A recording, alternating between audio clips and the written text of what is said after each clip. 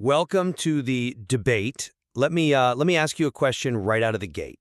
If your dentist told you to brush your teeth with a paste made from crushed mouse skulls, and then asked you to rinse your mouth with imported stale human urine, Oh, God. right? But if you ended up with zero cavities and a, blinding white smile, is that dentist a rigorous scientist or just a lucky witch doctor? Wow. Yeah, that is exactly the uncomfortable paradox we have to wrestle with today. I mean, we are looking at a civilization that engineered heated floors, they built the Pantheon, mapped the stars, yet their approach to a toothache often reads like an ancient hallucinogenic fever dream. It really does. Today, we are diving into the bizarre, brilliant, and honestly deeply unsettling world of ancient Roman dentistry and oral pharmacology. I know anyone listening right now is probably recoiling at the mere idea of a urine mouthwash. The smell alone, I mean, it's unimaginable. Exactly, unimaginable. But if we can put our modern disgust aside for a second and just look at the molecular reality, we face a really profound question. Does Roman dental care represent a highly sophisticated, empirical proto-science that yielded, functional hygienic results?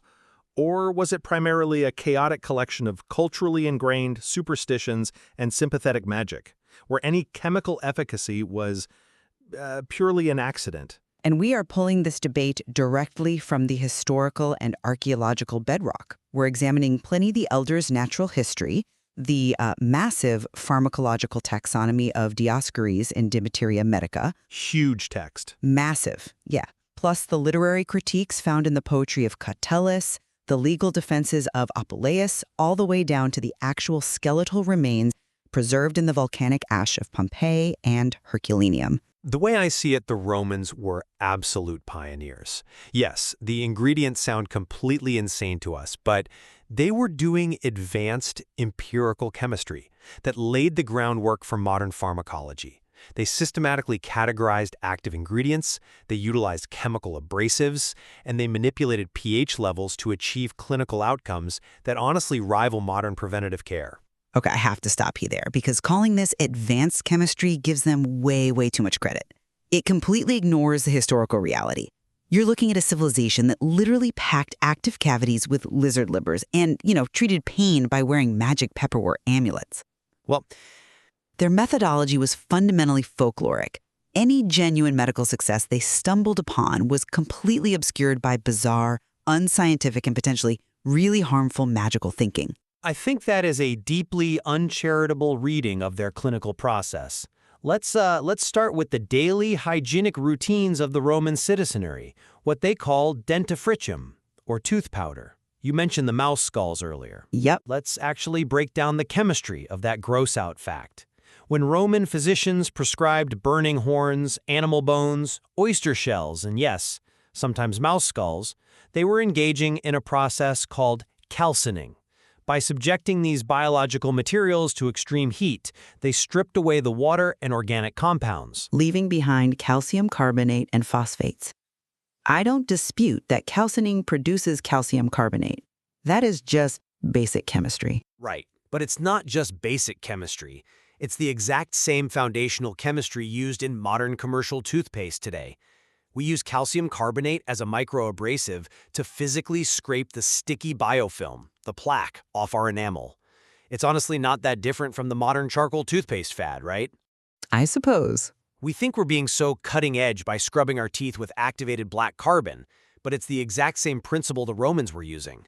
The bone powder acted as the abrasive, and the unburnt biological tissues, like, the fats in the mouse brains, actually served as a binding paste to hold the powder together. They engineered a functional paste. A functional paste made of rodents. But let's look at the bigger picture here. You are reverse engineering modern chemical knowledge onto ancient superstitions. Observing that a harsh grit scrapes slime off a tooth doesn't make you a scientist. It just means you understand friction. Okay, but what about their use of urine?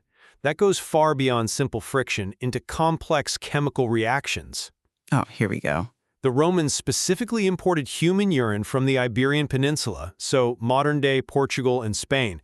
They did this because Iberian urine was reputed to have an exceptionally high concentration of urea. When urine sits and goes stale, that urea decays and produces ammonia. Right. Ammonia is a caustic, weak base with a very high pH, which makes it incredibly effective at breaking down organic material and lifting stains. It was literally the world's first chemical teeth whitener, capitalizing on the exact same chemical principles using peroxides and bases to bleach enamel that we find in today's clinical whitening agents. They observed the cause and effect, and they capitalized on it. See, I come at it from a completely different way. You are presenting the use of urine as this universally accepted, scientifically validated Roman standard. And the literary sources tell a completely different story. This was not some peer-reviewed clinical standard. It was a highly controversial cultural quirk. How so? Look at the poet Catullus, specifically, poem 39. He viciously mocked a Celtiberian man named Ignatius for smiling all the time, specifically because Ignatius brushed his teeth and his red gums with his own urine. Catullus viewed it as a disgusting, backwards, distinctly un-Roman practice. Yeah, but Catullus is writing social satire to insult a romantic rival. I mean, we can't take his poetry as the definitive medical consensus of the empire. But it perfectly reflects the cultural attitude. If this was established science, it wouldn't be the punchline of a joke about barbaric foreigners. And it wasn't just Catullus. Fast forward to the 2nd century and look at the writer and philosopher Apuleius. Right, the Apologia. Exactly. He literally had to defend himself in a court of law against accusations of witchcraft simply for sending a homemade tooth powder to a friend. Yes, but the fact that he sent tooth powder proves it was a common hygienic practice. Wait, listen to how he defended himself. Apuleius defended his imported Arabian tooth powder by specifically contrasting it with what he called the repulsive Spanish urine washing. If urine washing was accepted Roman science, Apuleius wouldn't have had to distance himself from it to prove he wasn't a practitioner of dark magic to a judge. To the Romans themselves, the line between medicine and magic was incredibly blurred. That is a fascinating historical detail, I'll give you that. But I would argue it actually reinforces my position. Really? Yeah. The fact that different regions, like Spain versus Arabia, had different active ingredients for their dentifricium proves there was a vast, decentralized network of empirical testing happening. They were trying different compounds, isolating what worked, and trading those formulas. Think about the history of aspirin. Okay. Early human beings chewed willow bark for headaches thousands of years before they understood salicylic acid or could synthesize it in a lab. Does the Romans' lack of molecular theory regarding ammonia negate the sophisticated reality of their empirical observation? They knew Portuguese urine yielded brighter teeth. They didn't need a microscope to validate those results. Observing that a caustic chemical bleaches a surface isn't the same as practicing medicine. It's the exact same reason they collected urine in the fulanocas, the commercial laundries, to bleach togas. They were treating their mouths the way they treated dirty laundry. But let's follow the natural progression of this. We can see that their preventative care, the tooth powders and the bleaches, had some chemical efficacy hidden inside this weird, folkloric Trojan horse. But prevention inevitably fails. True. When a Roman citizen actually got a cavity, did this supposed empirical chemistry hold up? Or did the pain drive them right back to pure superstition? If we examine how they categorized and treated acute oral diseases, the scientific facade really starts to crumble. On the contrary, this is exactly where their sophistication shines the brightest. When a toothache struck, they didn't just pray to the gods. They turned to systematized pharmacology. We have to talk about Dioscorides and his monumental first-century work, De Materia Medica. Right. Dioscorides was a military physician. He traveled with the Roman legions, meaning he saw massive amounts of trauma and a huge variety of regional remedies. He didn't just list a bunch of folk cures. He created a highly advanced pharmacological taxonomy. A taxonomy built on what exactly? Built on clinical observation.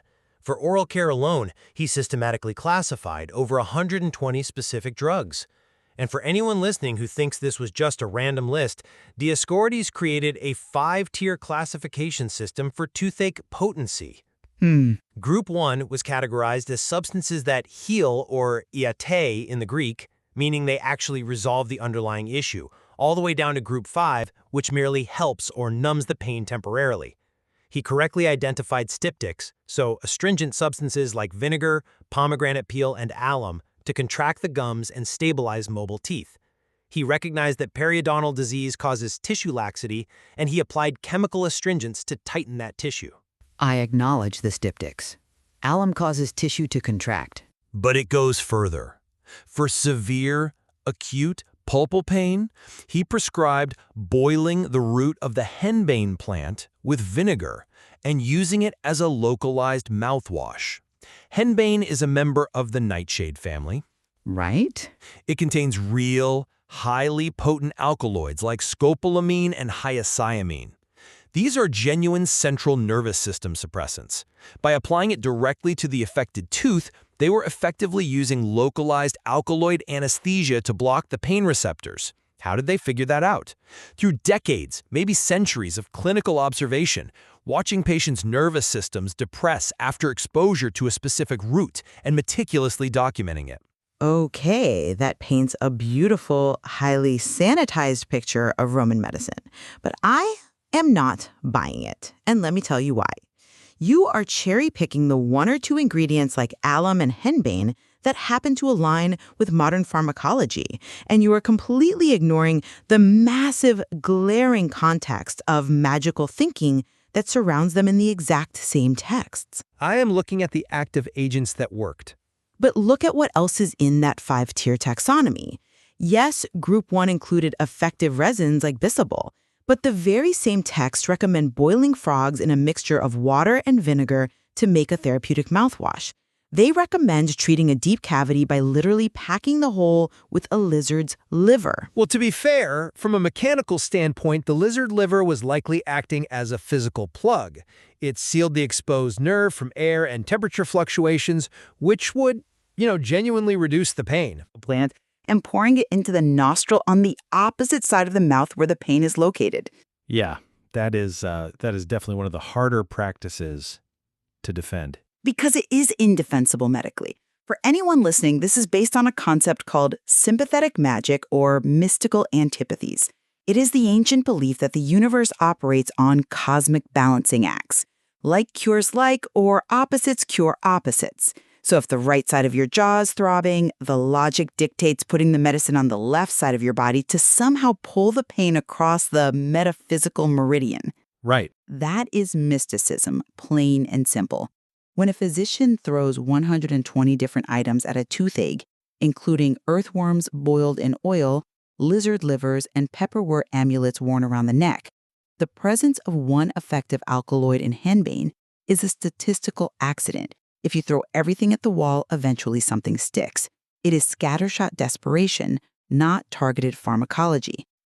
I'll concede that their desperation led them down some bizarre, magical rabbit holes. I mean, when a human being is in excruciating dental pain, they will try anything. But I still maintain that their drive to categorize, test, and document those trials, even the failures or the mystical ones, is exactly what birthed the scientific method. They didn't have microscopes. They were working entirely from macro-level clinical observation. That's a compelling point about observation. But have you considered the profound anatomical ignorance of the era? We are calling this dentistry. But how can you practice dentistry when you don't even know teeth have a nerve supply? They understood pain radiated from the tooth. But they didn't know why.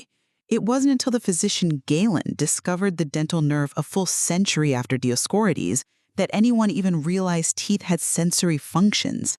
Before Galen, many Romans still believed in the Babylonian concept of the tooth worm, a literal tiny worm burrowing into the tooth to cause the rot. Right, the tooth worm.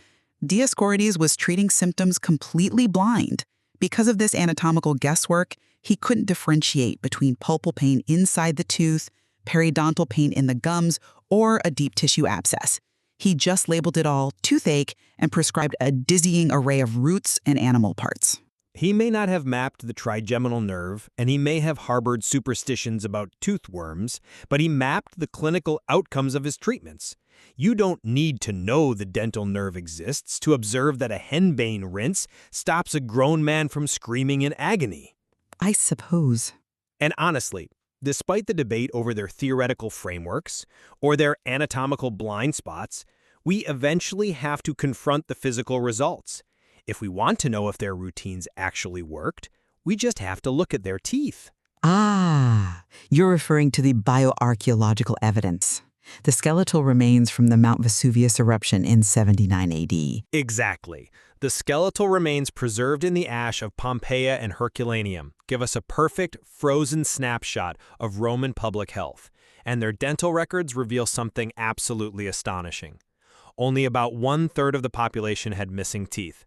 More importantly, they exhibited a remarkably low number of carious lesions, what we commonly call cavities. Yes. This isn't theory, this is hard, undeniable physical evidence of clinical outcomes. Regardless of whether they thought a pepperwort amulet was helping, their aggressive use of calcium carbonate abrasives, their chemical tooth whiteners, and their application of astringents definitively protected their enamel and stabilized their gums. Their proto-science worked in the real world. Okay, I don't dispute the excellent condition of the skeletons in Pompeii. The bioarchaeology is fascinating, but attributing that pristine dental health to their use of crushed mouse brains or boiling frogs or imported urine is a massive classic case of false attribution. How can you say that? The hygienic practices are documented and the positive health outcomes are documented. It's cause and effect. Because the health was dietary, not medical. The citizens of Pompeii consumed a very specific Mediterranean diet rich in seafood, vegetables, and olives. But the crucial factor, the absolute key to their dental health, was that they had virtually zero access to refined processed sugar. Well, they had honey. They had honey, but it was expensive and used sparingly. Modern carious lesions, the cavities that plague us today, are primarily driven by the metabolic byproducts of Streptococcus mutans and other bacteria feeding on processed sugars and excreting acid onto the enamel. Without a high-sugar diet, the baseline rate of tooth decay plummets naturally. Sure, but The successes of Roman dental health had almost nothing to do with their bizarre tooth powders or their henbane mouthwashes. They benefited from incredible environmental and dietary factors while falsely attributing their excellent health to their magical antipathies and abrasive concoctions. that is a very common modern reduction. But it ignores the massive societal effort the Romans put into this. If their health was solely dietary, and their hygiene practices were just useless superstitions that piggybacked on a good diet, why did the Roman state go to such incredible logistical lengths to support the chemical supply chain? What do you mean by state logistical links? I'm talking about infrastructure. Think about Emperor Vespasian in the 1st century. He famously implemented the vectical urine, a literal state tax on urine. Ah, yes. Pecunia non ole. Money doesn't stink. The famous phrase he supposedly told his son when his son complained about the tax. Precisely. The state heavily taxed the collection of urine from public urinals that fed into the Cloaca Maxima, the great sewer system of Rome.